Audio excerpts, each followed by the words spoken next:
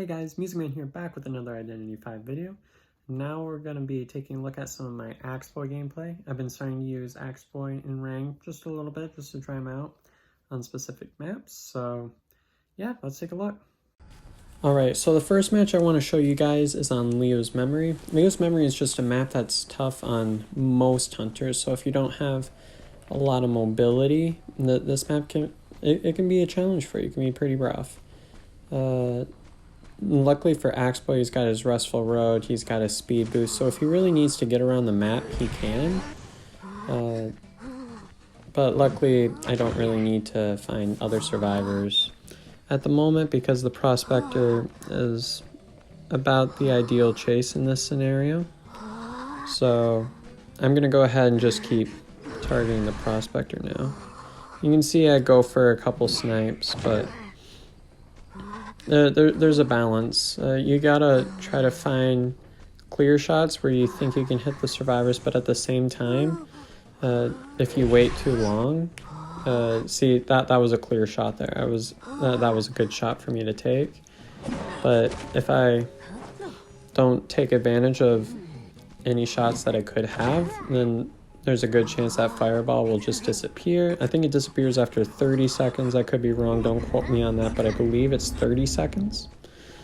So I'm going to go ahead, absorb that magnet so it goes away.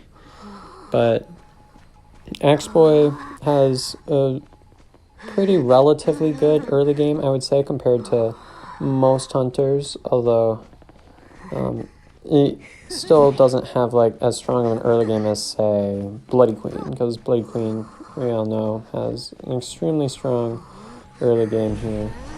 You can see I was able to use the Priestess Fireball to hit the Prospector there, and there was no way for me to get that double hit in on the Survivor because of the fact that the Priestess had a bird on her, so that made it so that there was no chance for me to be able to get that double hit there. So that's not going to counter Cypher Rush too hard, as if it would have if I did hit the Priestess. But I mean, all in all, I'm not in a bad position here. I'm going to go ahead and destroy World Portal here. So now I know World Portal's got a lot of time to go yet. And I believe it's the Merc that's coming for the rescue next, and that makes sense. It's what you would expect. I was seeing if I could get a snipe on the Merc before he got his elbow pad, but he's going to work his way around here. And my cooldown's almost done, and I know that. So what I want to do is, you can see I hit the Prospector there. Unfortunately, I didn't swing at the Merc there, but either way, 3 ciphers remaining. Now, in a usual match, this time right here would determine whether you get a tie or a win, but being that the ciphers probably have some progress on them, there's a good chance that at this point you'd probably tie. Although, unless if you're able to pull something off, I end up switching to teleport because I don't want to dilly-dally. I want to keep these survivors off the ciphers. And you can see it's the Priestess there. And I don't want her to get to Shack. She gets to Shack, that's a loop, and with a Priestess, that loop could last quite a long time. You can see I'm trying to hit this Priestess through these pallets here. Unfortunately, she was able to place that, but in the end, I was able to swing through that pallet there, and that's going to be a nice quick down for me. And I'm going to see if I can make it over to basement there. That's why I placed the Restful Road there. Even though with any other hunter, I wouldn't have been able to make it down there. I was able to make it with Axeboy because I've got that boosted mobility there, which allowed me to get right here in the basement. So now it's going to be a tough rescue for these survivors. But there is 1 cipher remaining, so if they do prime a cipher, that puts a little less pressure off the rescuer. But we can see the Merc is coming for the rescue here. But I see that purple fireball there, and I'm able to pull that snipe off there. So we can see that rescue is not happening before half. I'm waiting for that Merc to come over. And I think he's waiting for the Cypher to be primed before he goes for that rescue there. You can see I'm able to jump off that ledge there, and that ultimately allows me to, what would have been a stuff, it allows me to down the Priestess really fast. Now she's dead on chair. She heals really fast, so that's why I decided to put her on the chair instead of slugging her. Like, if I left the Merc down there, then definitely would have left him so that I knew I could get the Priestess down there. So you can see at this point, it looks like it should be a tie, but I've got my teleport up. I'm going to check this gate first, see if anybody's over here. We can see there is not, so that means I'm going to go ahead and leave right over there. So whenever I teleport to a gate, I just swing right away, because a lot of times if you do that, you'll be able to hit a survivor just as they're leaving, since that tends to be about the time it takes to down a survivor and put them in the chair. That's about the time when the gate opens, because the gates fly open. But we can see there's the Merc right here, and ultimately it looks like he's going to be able to get the dungeon, and I don't really care about that because I was able to get the 3-man, which in ranked is all you really need. So yeah, that's pretty much GG's. So just a little discussion about Axeboy in general. He tends to do pretty well against team comps that have like a lot of kiters in them. So we can see Perfumer Painter. He tends to perform well in these types of comps, but if it's like triple rescue, I mean, there's no one specific hunter that I would say is good against triple rescue, but I would say that Axeboy is pretty weak when it comes to that type of team comp. I end up getting an early snipe on the Perfumer, so now that basically prevents us from being a 3 Cypher kite, because all I need to do is get one more hit, and she can't just perfume off the damage at this point. So I've got my Fireball up there, and I can see that I narrowly missed that snipe, but when it comes down to it, I'm going to break this God Palette here. Priestess is going to, or not Priestess, Perfumer's going to vault that. I was waiting to see if she was going to go back, but I'm going to go ahead, break this pallet right here. And I'm able to eat the speed boost and down the Perfumer there. So now I'm going to go ahead and take the Priestess to the chair.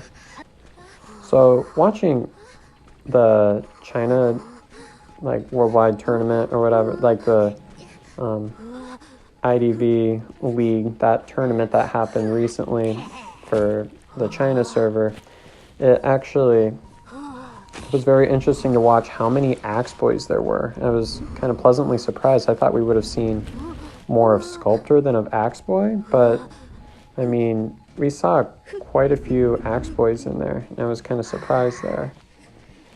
Oh my goodness, and the lag is happening in... Okay, so that's exactly... I mean, I've talked to a few of you about this, but ever since the last iOS update, I've been lagging at random times for absolutely no reason at all. And it happens for like 5 seconds at a time. That time happened to be relatively short, but I don't know, I think it has to do with the iOS update. So I end up eating my blink there. So watching the tournament, it looked like the Axeboy mains were about split between how many use Peeper and how many use Blink. I personally prefer Blink because I'm not confident enough with my Axeboy chase yet to really not use it.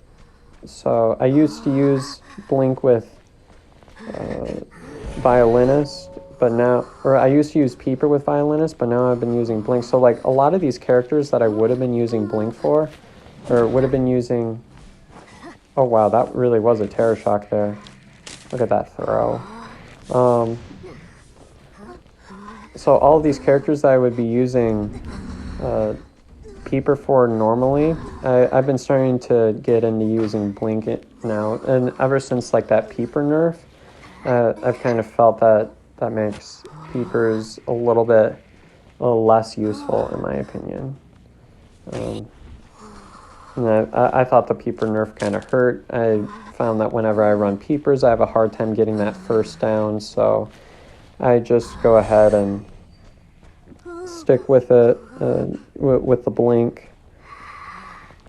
And again, we got the Merc going for that possible dungeon rescue there. I end up hitting the Merc there, but we can see the mechanics going past half. And I believe this Merc's already done a rescue, so there goes the tide. So watch what I do. I wait out the passive ability just so that I don't accidentally hit the mercenary, and then I end up downing the mechanic there. And I'm going to go ahead and share the mechanic first because she's dead on share. I want to secure that elimination and guarantee myself the 3-man. So mechanic's going on share, and I'm going to head back to the Merc. So as far as maps go, he's one of the few hunters I would actually recommend playing on Lakeside. Leo's Memory. Leo's Memory is usually tough for hunters, like I said before, but I personally feel like it doesn't hurt Axboy as much. And I'm going to go ahead and sort of camp this down here, but yeah, he's good on Lakeside. He's moderately good on Arms Factory. Not as good as Bloody Queen or Dream Witch per se, but he's not bad here. He's decent on Hospital. He's really good on Lakeside. Lakeside's one of his stronger maps. Let's see, what else is there? I wouldn't recommend using him on Eversleeping, but I have seen Axboy mains do that and get away with it. But I still prefer Violinist on Eversleeping. And I'm just checking the dungeon spawns, which means that the painter is inevitably at the factory where the dungeon spawn is, because that tinnitus isn't going off. So I'm going to go ahead and Restful Road my way over there. You can see I have plenty of mobility with this character. And we can see tinnitus goes off. I'm going to go ahead and use my trump card here because it's a painter inevitably. They're probably going to try to place a painting before they go into that dungeon there. And we can see the Merc is eliminated. And now I'm going to go ahead and just sort of tree spam this area. Make it so that if I ever need to do a snipe, I pretty much have a fireball in every conceivable location. And this is about as hard as I can guard that dungeon. I end up downing the painter there. I used my excitement preemptively because I figured he was going to place a painting and I didn't want the down distracted by that. And with Axboy, if I have the chance, I'm going to try to go for that 4-man. I mean, if it's going to take extra time out of my rank session, like a ton of extra time, I'm not really going to bother. But we can see I find the Prospector here. And this is a relatively more recent match than the other two. So we can see that purple ball is coming around. And I've gotten a lot better at my snipes since then, as you can see. That Prospector just got sniped there, so easy first hit. And he's starting to come into like a tight kiting area where I don't think he's going to transition. That's when I'm going to choose to place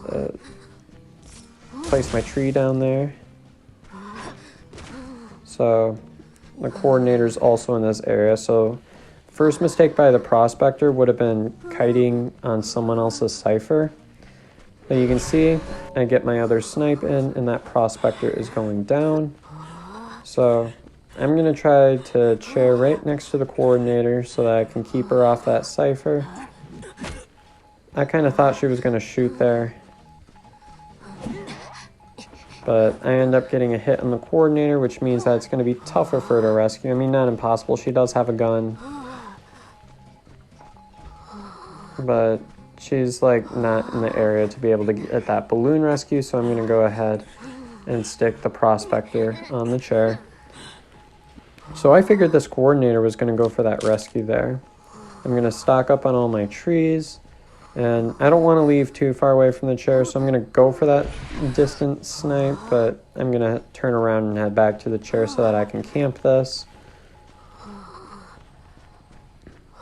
And we can see that it's the mercenary that's going to be going for that rescue there. And we can see that the chair is just about to go past half, which puts me at an advantage. Once that goes past half, they basically sacrifice their chances of getting a win, in my opinion. Fortunately, that missed the mercenary there, but I end up getting a hit there. So I'm going to place my road here, and I'm going to go ahead and keep going after the prospector there. No, I meant to blink there. That was just a mistake, but I'm coming up on this prospector really fast, so I was trying to go for the snipe, but he ends up stunning off my attack recovery. So, I mean, it's all good. I ended up hitting the prospector there. So watch what happens here. I see coordinators right there. I drop the prospector.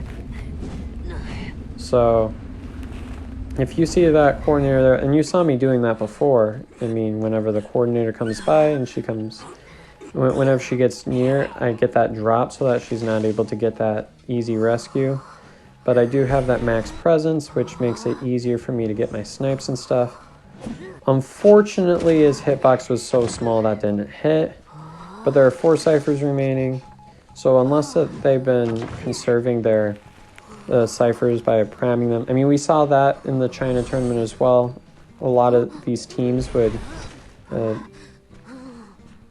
make the other team's hunter feel safe by not by just priming like a whole bunch of ciphers and then popping them rapid succession, because your game style changes the more pops come along in the game, and if you think you don't have a whole lot of ciphers popped, your whole game style changes. So they use that to their own tactical advantage there, which was actually really interesting to watch play out. I end up downing this seer. The mercenary is the only one that could possibly rescue, but there's 4 ciphers remaining. That cipher is about primed, although I'm not too concerned about it, being that if that cord goes for that cipher, then it'd be right next to me, so I'd be able to get that easy hit there. So I'm going to chase this coordinator here. So from here on out, my goal is to keep everybody off the ciphers by forcing 1 survivor to rescue, and then forcing 1 survivor on the chair. So 1 person being chased, 1 person rescuing, and then 1 person on the chair. That keeps everybody distracted and completely halts the cipher progress. So you're basically going to see me go back and forth between these chairs here, because I want to make sure I keep everyone busy, and that's going to lessen their chances of winning there. We can see that the seer is right over here. I'm able to get that snipe, which means the seer is going back on the chair. The mercenary is going to go back for the coordinator. And being that it's really hard to kite a max presence axe boy, especially with like the trees going out of that radius, slowing you down by like what, 50% or something insane. The seer's going on the chair here again, and this down is the one that secures my victory, I do believe. So, yep, I'm going to go ahead and just camp this down, because I want to get this elimination here, and I know that I can... there's a small chance a merc would be able to rescue off of me, but my tinnitus wasn't going off, so I just went ahead and left. I go ahead and get the blink terror shock on the coordinator, and I go ahead and stick the coordinator on the chair, and I'm just going to look around for where dungeon is at, because I'm presuming that the mercenary would go there and recognize that they don't have any chances of pulling this into a draw at this point. And I can see my tinnitus is going off. I see the purple flame, so I know he's right around here. And I end up getting the snipe on the mercenary there, seeing him just kind of from the corner of that area. And yeah, so this is GG's.